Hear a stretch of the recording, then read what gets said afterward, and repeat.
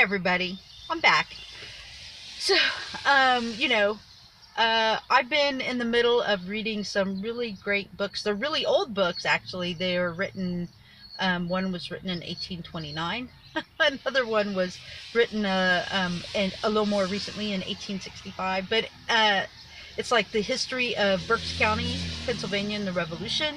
And the other one was the history of Trinity Lutheran Church, which is in Reading and Berks County, because I'm doing family history, and I'm looking for people, and I'm looking for what happened in that time period so I could find those people, because things that happen tell you where they went or why they did it. But in any event, real life interrupts, so I'm out here running around doing some errands so that we can fix a vehicle.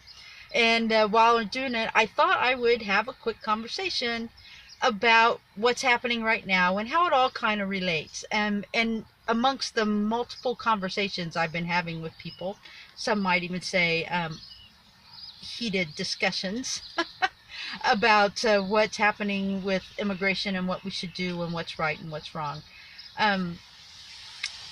So people brought up some interesting arguments, and some that were really somewhat not, I wouldn't say not interesting, but not, what's the word I'm looking for?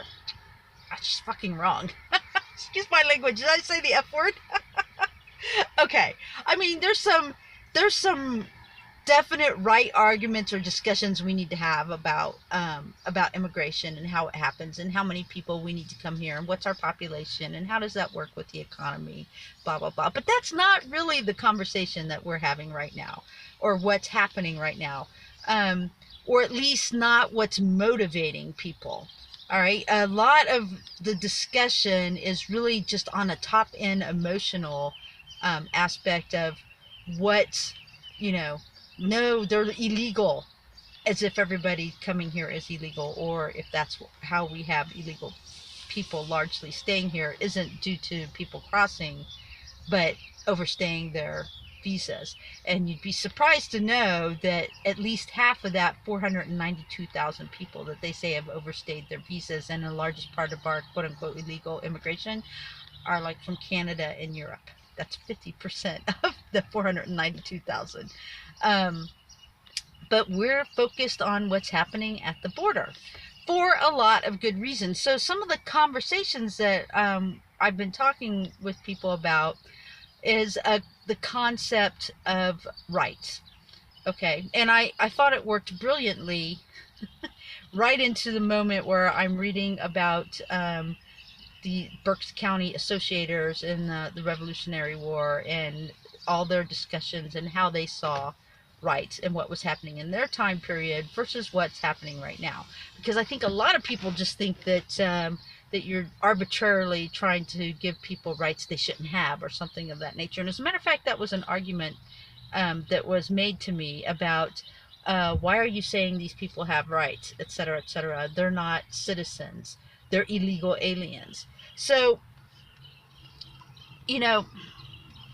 one of the stories that I was reading, or one of the aspects that I was reading about Berks County in the Revolutionary War, was in 1774 when the British had blockaded Boston. So, at that time, there had been the Tea Party. And the Tea Party guys, no taxation without representation, had thrown the tea into the bay, right? Everybody knows this story. But a lot of people know just that part of the story. Then it ends there, and then there's a revolution or something. But that's not actually what happens. What happens is the British blockade the port of Boston. Right? Boston. I had a boss once from Boston. In any event, so the British blockade Boston, and they're basically trying to starve them into submission. And what happens is, in Berks County, for instance, Pennsylvania, all of these guys get together and they look and they see what the king is doing to the people of Boston. And they're like, hold up a second. If we let that stand, if the king can just blockade us into submission and tell us, we have no rights. We can't even say we dislike something or protest it, but that will be punished, and he'll like starve us into submission, or starve them into submission. Then what would he do to us? What if we didn't say that we had rights, that we should have representation, that we should be able to say that we dislike this? So what happens in Berks County is these guys get together a letter and they send it out amongst all the people of Berks County. Now, don't get me wrong, because not everybody in Berks County is a revolutionary, and there's a lot that happens that's really interesting. But they send it out, and they basically say this very fact, that if that happens in Boston, if the king can just, decide to blockade and starve people into submission, and imprison them and do whatever, and take, just by fiat, take away their rights,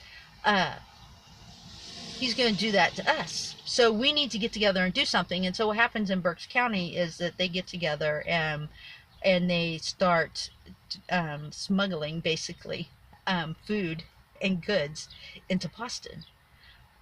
Berks County, who is like several hundred miles away from this whole thing. They're like 500 miles away, and as a matter of fact, that's a discussion they're having when this is going on. You see them in the minutes of the Berks County Assembly talking about, well, we're far away. What's this got to do with us? Some people saying, and the other guys are like, what? 10 miles, 500 miles. If the king can do that there, he can certainly do it here. Why are we letting that stand?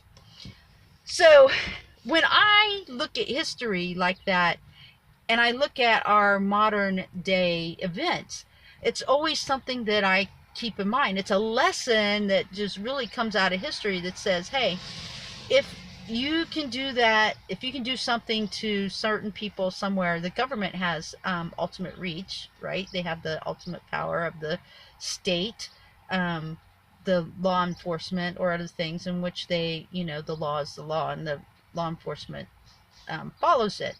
And it only is justice when we ensure that it's just and equal. Otherwise, the law can just be applied, like the king in Boston.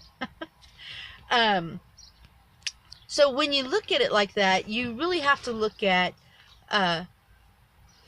who are we singling out, saying that the law does not apply to them, right? Or that justice doesn't apply, and they can have their rights stripped away, and then the law can just be whatever we say it is. And whether it's like a king or a president, or even the will of the people, because that's probably the other aspect of our modern day elections, about the populist aspect, is, people, how we're, essentially getting into groups and shouting for demanding, which is somewhat what democracy is about anyways, but, demanding certain actions. Usually the state or some other apparatus is the thing that acts as the break against the will of even a mob, because essentially at the end of the day, democracy is a mob. You're supposed to have a republic with representatives that keeps the will down, but even representatives in a republic can be overtaken or undermined, or what am I trying to say? Essentially, they can lose their will to act against the will of the people if their major concern is to hold on to power, right? And these isn't some, people talk about this like this is some modern day political concept that you're trying to enforce on America. This is not modern. These are way not modern ideas. These are historical ideas that have been with us since the founding. I've talked about it a couple times on other videos in other places, but this is the questions of our founding, and always about who can be free and who do rights apply to, and who gets to decide who those are or are not, and how it's applied. Even to the idea that we read Socrates' dialogues about what justice is. Okay, so at the end of the day, law just being the will of the people or the executive or what other group is in power is just the law. It's not really justice. And it's also kind of dangerous, which is what our ancestors were complaining about in 1774 when they looked across and they saw the king trying to starve Boston into submission. So it is, regardless of what some people believe, like it is part of us today. What happened in history matters, even in this second.